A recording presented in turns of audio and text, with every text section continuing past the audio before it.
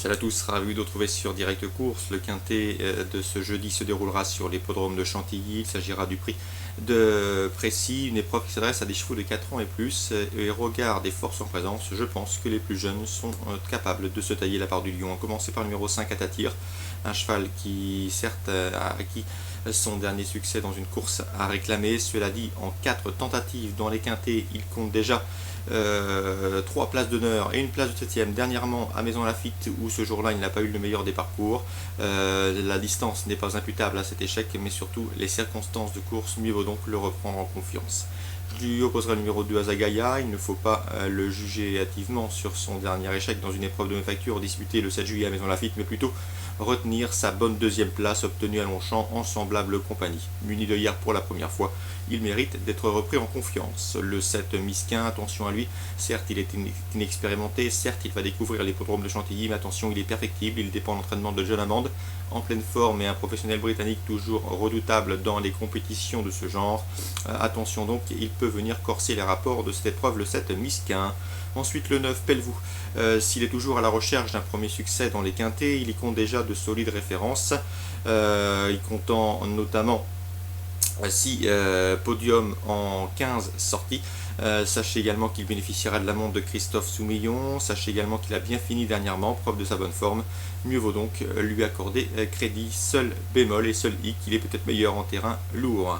Ensuite, j'ai retenu le 6 My Sweet Lord, un cheval courageux, maniable, qui fait toutes ses courses. Une nouvelle fois confié à Thierry Jarnet, il semble en mesure de confirmer ses derniers résultats. Le 13 Marendinho, c'est le plus chevronné au départ de cette épreuve quintée. D'ailleurs, il compte déjà 2 succès et 8 places en 19 prestations publiques en pareille société, celle des quintets. Il est toujours un grand à l'âge de 8 ans, on atteste ses 2 récentes places de deuxième. Dès lors, il ne saurait être sous-estimé.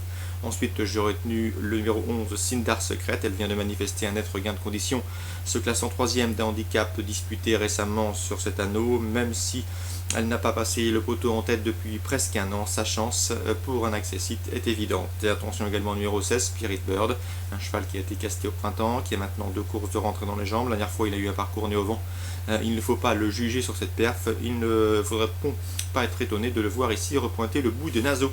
Résumé chiffré pour ce quintet: 5, 2, 7, 9, 6, 13, 11 et 16. En réunion 2 maintenant, sur les programmes d'Anguin, je vous conseille d'investir sur le 801 Zigan 7, qui à mon avis a pas mal d'atouts dans son jeu. Sa dernière tentative à ce niveau de compétition, celui des drivers amateurs, s'est soldé par un succès argentant. Sachez qu'on va le déférer des 4 pieds. Jean-Charles Piton l'a déjà mené au succès. Bref, autant d'atouts qui plaît dans la faveur de ce 801 Zigan 7, à mon avis. Elle devrait pouvoir lutter pour le succès. Je lui poserai le 806 Tiger de Bullière. Il est en forme, il vient d'ailleurs de s'imposer récemment à la Capelle et bénéficiera de la drive d'un amateur efficace. Le 807 Sergueï, confirmé dans les tournois de ce genre, devrait lui aussi bien tenir sa partie à ce niveau. 801, 806 et 807 pour la Réunion 2 à Anguin. Petit mot également sur la Réunion 4 sur l'hippodrome de Vichy, pour vous conseiller le protégé de François Nicole, le 802 Valinko. Souvenez-vous, François Nicole, ce dimanche, était très confiant sur l'hippodrome de la Teste. Il l'avait d'ailleurs confié sur notre rubrique Canal Turf Radio. Il a remporté 3 courses à la Teste avec des confirmations, puisque sa confiance et son optimisme, il l'avait fait part dans notre rubrique des interviews. Et bien concernant ce 802 Valinko, je pense que le cheval devrait pouvoir lutter pour le succès, pourquoi pas même s'imposer, car l'opposition semble dans ses cordes. Le cheval a débuté très proprement et victorieusement sur l'hippodrome de Senon.